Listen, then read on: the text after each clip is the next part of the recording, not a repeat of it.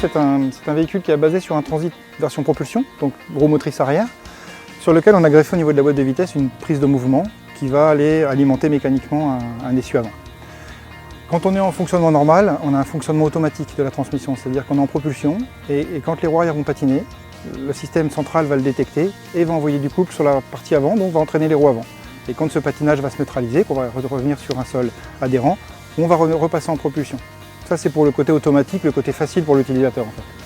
Et puis si le véhicule est amené à être utilisé dans des zones un peu plus tortueuses, un peu moins adhérentes, de la neige, du sable ou des pistes en forêt, on a un interrupteur au tableau de bord et on force le fonctionnement et on va le passer tout simplement en 4x4 comme on le ferait sur n'importe quel autre véhicule à transmission enclenchable. Et à ce moment-là, on va avoir le système qui va bloquer le point avant et transmettre de la puissance aux roues arrière mais également aux roues avant. C'est un système éprouvé, certes, et en plus, et ça c'est notre avantage, c'est une option.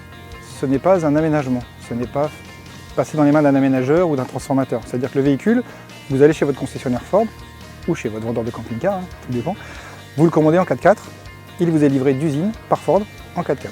C'est-à-dire en camping-car, en châssis cabine, en fourgon, dans toutes les versions possibles et imaginables, on peut faire un transit 4x4 d'usine, c'est fait d'usine.